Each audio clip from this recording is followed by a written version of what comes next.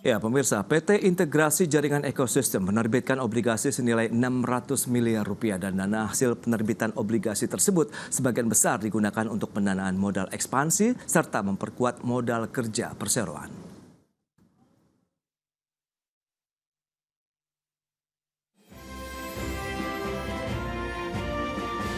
PT Integrasi Jaringan Ekosistem atau WAVE menerbitkan obligasi untuk mendukung pertumbuhan bisnis serat optik dengan target mampu melayani 25 juta rumah tangga di sepanjang jalur kereta api di Pulau Jawa. Obligasi korporasi tersebut diterbitkan dalam beberapa seri dengan tenor antara 1, 3, dan 5 tahun. Penerbitan obligasi ini mendapatkan peringkat Idea Minus dari PT Peringkat Efek Indonesia atau PEVINDO. Dalam pelaksanaannya, penerbitan obligasi integrasi jaringan ekosistem tahun 2024 mengalami kelebihan permintaan atau oversubscribe sebesar 11,5 kali. WAVE sendiri merupakan anak usaha PT Solusi Sinergi Digital Tbk atau WIFI yang saat ini menjadi salah satu mitra dari Starlink Indonesia. Bisnis WAVE saat ini berfokus pada ekspansi infrastruktur telekomunikasi dan mengembangkan ekosistem digital di Indonesia. Adapun dana yang terkumpul dalam penerbitan obligasi ini sebesar 600 miliar rupiah. Sebagian besar digunakan untuk pendanaan modal ekspansi untuk perluasan infrastruktur konektivitas dan memperkuat modal kerja perseroan. Pengembangan infrastruktur melalui penerbitan obligasi ini akan memperkuat posisi PT Integrasi Jaringan Ekosistem sebagai pemain kunci pada industri telekomunikasi. Berbagai sumber untuk IDX Channel. Ya, pemirsa, untuk membahas tema menarik kita kali ini terkait dengan penawaran umum obligasi 1 integrasi jaringan ekosistem 2024 sudah hadir bersama saya di studio IDX Channel. Ada Bapak Arwin Rashid, beliau adalah Senior Executive Advisor PT Integrasi Jaringan Ekosistem, dan juga Bapak Hermansyah Haryono, beliau adalah Direktur Utama PT Integrasi Jaringan Ekosistem. Selamat pagi Pak Hermansyah, Pak Arwin. Selamat pagi. Salam sehat. Salam sehat juga. Baik, Alhamdulillah. Terima kasih atas waktu dan kesempatan terkait dengan obligasi. Ini bisa dijelaskan latar belakang dari penerbitan obligasinya dulu nih. Mungkin Pak Hermansyah bisa menjelaskan kepada publik nih, silakan. Iya, sebenarnya bagi kami itu ya, penerbitan obligasi itu latar belakangnya memang sebagai perusahaan penyelenggara infrastruktur telekomunikasi, kebutuhan untuk pengembangan CAPEX itu dimiliki oleh perusahaan senantiasa karena memang opportunity-nya besar banget di Indonesia. Nah, obligasi ini kami ambil karena memang memiliki kelebihan. Obligasi itu memiliki struktur biaya kupon yang fix, jadinya lebih manageable untuk ditata dalam tata kelola perusahaan itu sendiri. Nah, sehingga ini adalah bagian dari sebuah diversifikasi dari pola pendanaan yang ada di perusahaan. Oke, itu yang menjadi dasar akhirnya perusahaan menerbitkan obligasi. Yes. Nah, manfaat keuntungan yang diperoleh perseroan dengan penerbitan obligasi atau metode seperti ini apa saja kira-kira? Ya, di manfaat yang kami dapatkan ini ya, jadinya tuh memang untuk membangun obligasi ini. Syukur alhamdulillah di situasi yang sangat challenging ini ya, kami memiliki tambahan untuk penguatan struktur CAPEX kami dengan tingkat suku modal itu yang fix. Dalam durasi atau tenor yang dikeluarkan di produk obligasi ini.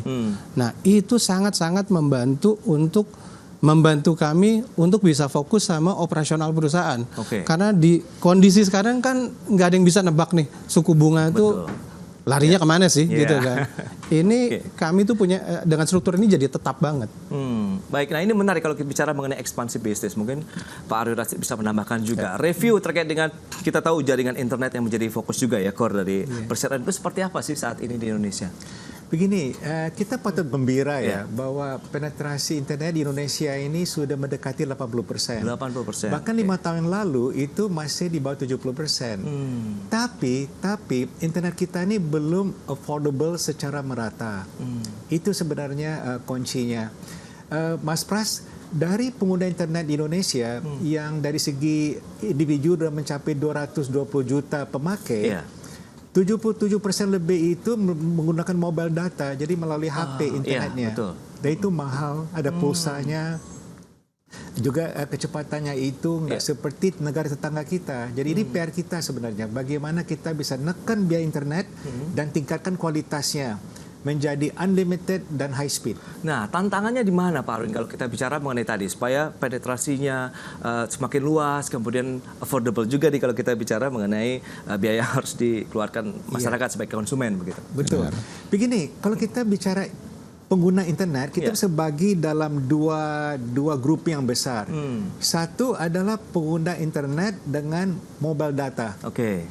Kedua adalah pengguna internet melalui broadband ke rumah-rumah. Justru yang menjadi tantangan kita ini bagaimana meningkatkan pengguna internet melalui rumah-rumah. Oke. Jadi di Indonesia ini kurang lebih ada kurang lebih berapa ya Mas Herman, 80-90 juta rumah tangga? Total 85 juta ya. Nah, dari 85 juta rumah tangga itu penetrasinya itu baru masih di bawah 20%. 20%, Ya, oke. bahkan diperkirakan di tahun 2030 baru mencapai 30%. Itu rendah sekali dibandingkan dengan Filipina, Vietnam, Thailand yang jauh di atas 60% penetrasinya. Oke. Di sini kuncinya. Karena kalau penetrasi di rumah tangga itu masih rendah, kita nggak bisa meningkatkan online education, terutama daerah 3T begitu. Betul. Baik, itu dia daerah tertinggal, terluar begitu dan terjauh. Nah, menarik kalau kita cermati dengan dana dari hasil obligasi ini ya. Mungkin Pak Hermansyah bisa menjelaskan apakah juga nanti akan dimanfaatkan juga bagaimana untuk peningkatan jaringan-jaringan ekosistem begitu dari perseroan sendiri begitu. Iya. Jadi kami ini rencana penggunaan dari dana pengeluaran obligasi ini akan dipakai untuk pengembangan CAPEX ya. Oke. Nah, CAPEX ini secara 76% itu ya, itu akan dipakai untuk membangun infrastruktur tambahan untuk menjemput opportunity, peluang-peluang yang barusan Pak Arwin sebutkan tadi. Karena masih banyak banget perumahan yang masih belum terjamah sama koneksi internet unlimited. Dari studi kami ya, di sepanjang rel kereta api itu, di radius 5 km, itu paling sedikit ada 25 juta target perumahan penduduk. Oke. Tadi Pak Arwin sempat bilang bahwa di Indonesia penetrasinya hampir kurang dari 20% gitu ya. Nah, kalau di samping rel kereta api, angka ini lebih ekstrim lagi. Karena di situ adalah perumahan-perumahan kelas menengah. Jadinya penetrasinya lebih rendah lagi. Oke. Nah, kira-kira seperti itulah. Jadi kalau misalnya penggunaan dana obligasi ini bisa kami bangun untuk membangun jaringan last mile istilahnya itu ya, menggelar internet yang handal, unlimited dan terjangkau seperti kata-kata Pak Arwin barusan. Nah, harusnya kita bisalah ikutan membantu untuk mendukung pertumbuhan ekonomi Indonesia. Menarik. Berarti seberapa urgent Pak Arwin mungkin bisa menjelaskan pentingnya kehadiran internet murah berarti di Indonesia? Begini, Mas Pras, dalam forum-forum internasional, salah satu topik yang sering dibahas oleh pemimpin negara adalah mengenai digital divide. Yes. Digital divide itu kesenjangan ya digital penetrasi antara negara maju dan negara-negara emerging. Oke. Nah, bagi Indonesia sebagai bangsa besar dan di mana kita apalagi mau menggenjot pertumbuhan ekonomi kita itu menuju ke 8%, maka penetrasi internet ini menjadi salah satu seharusnya strategis nasional. Mengapa begitu?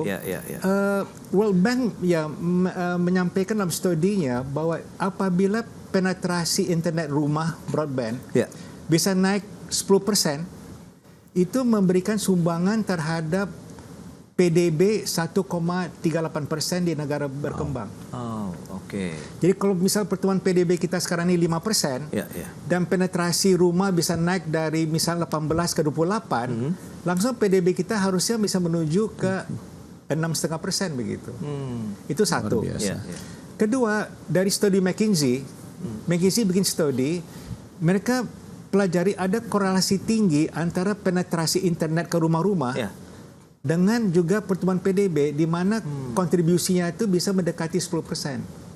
Berarti kalau PDB Indonesia itu misal 5%, kalau penetrasi kita itu membaik bisa naik menjadi 5,5 gitu. Jadi ini ada dua studi yang cukup kredibel begitu. Satu dari McKinsey, satu dari Bank Dunia.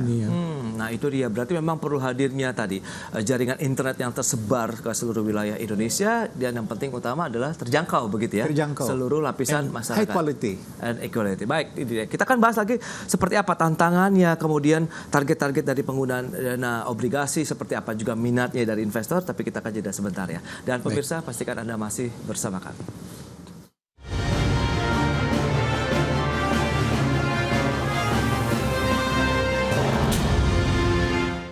Ya, terima kasih Anda masih bergabung bersama kami dalam Market Review. Pemirsa, berikut ini kami sampaikan data terkait dengan obligasi 1 integrasi jaringan ekosistem tahun 2024. Ya, seperti yang bisa Anda saksikan di layar televisi Anda, obligasi seri A, seri B, dan seri C. Begitu dengan jangka waktu yang bisa Anda saksikan di layar televisi Anda dengan tingkat bunga untuk yang seri A-nya 11%, kemudian seri B-nya 12,3%, kemudian untuk seri C-nya 12,8%. Ini dia terkait dengan obligasi yang sudah diterbitkan oleh perseroan. Kemudian kita lihat penggunaan dana penerbitan dari obligasi 1 integrasi jaringan ekosistem tahun 2024 untuk apa saja. Ya, tadi sudah disampaikan capital expenditure-nya sekitar 76,64% dan modal kerja 23,36%. Baik, kita akan lanjutkan kembali perbincangan bersama dengan Bapak Hermansyah Haryono, Direktur Utama PT Integrasi Jaringan Ekosistem, dan juga Bapak Arwin Rashid, Senior Executive Advisor PT Integrasi Jaringan Ekosistem.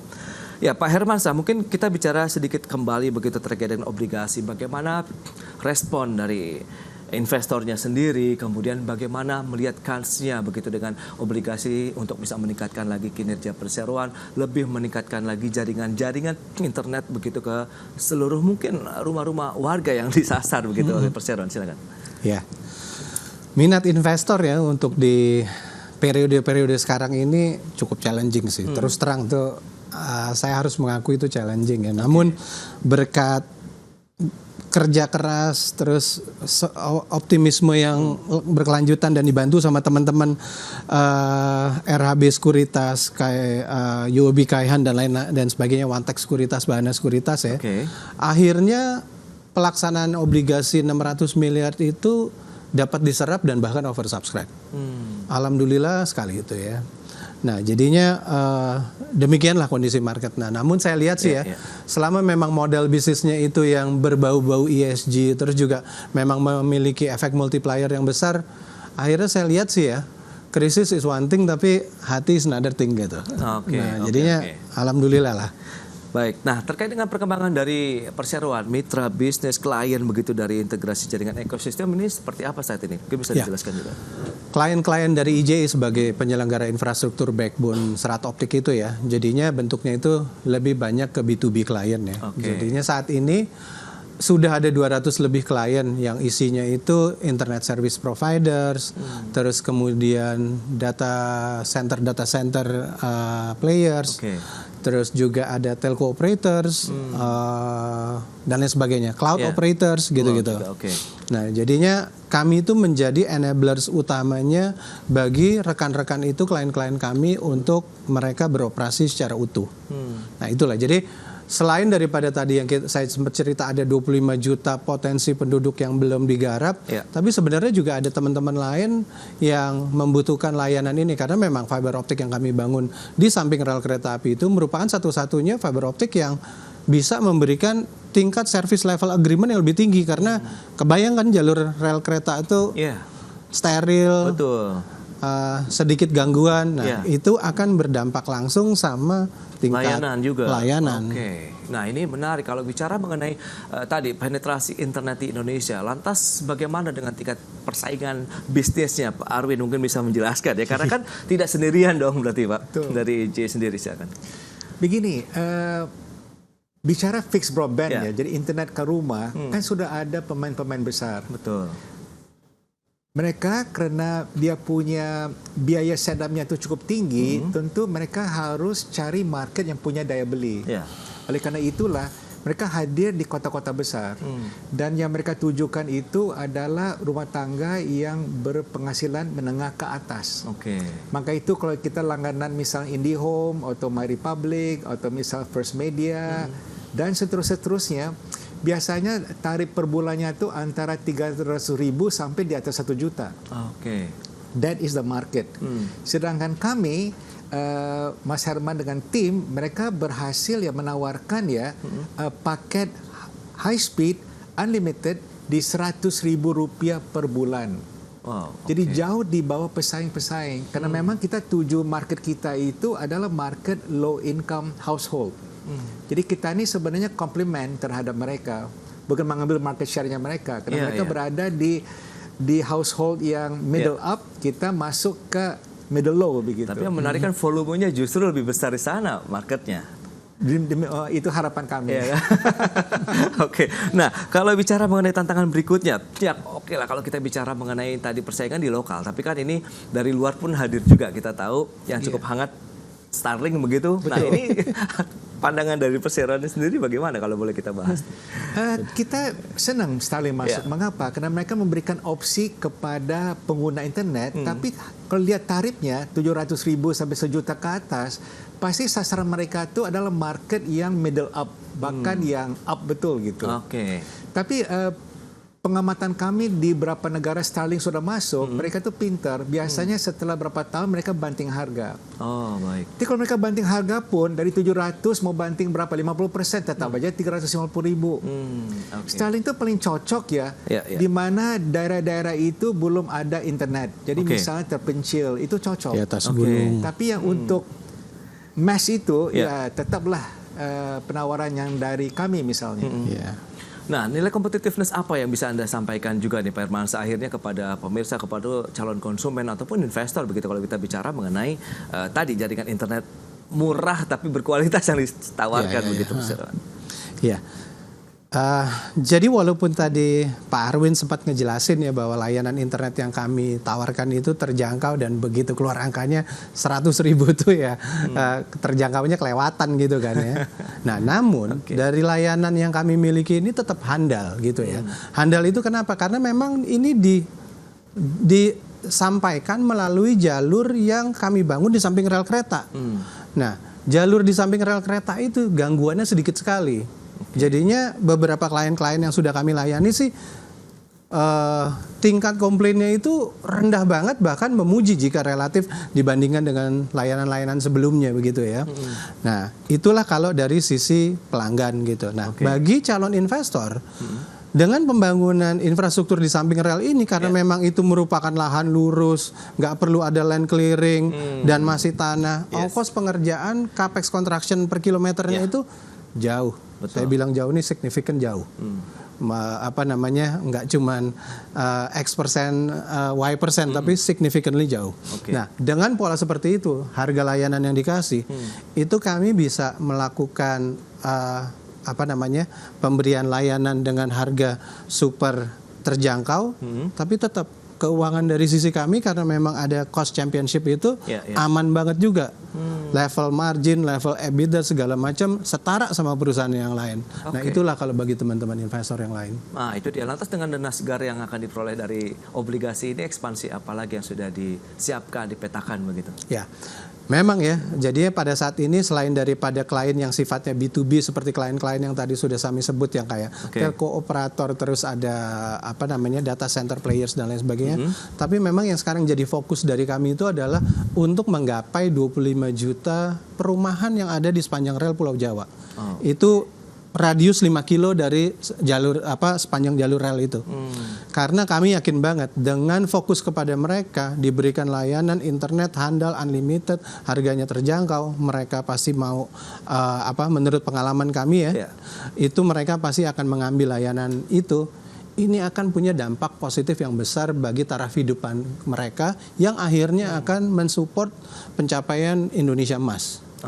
Itu sih yang terakhir fokusnya. Pak Arwin, bagaimana Anda melihat optimisme terkait dengan perkembangan internet, kemudian bagaimana dengan tadi ada raihan dana segar juga, berarti kan ada amunisi baru nih bagi perusahaan.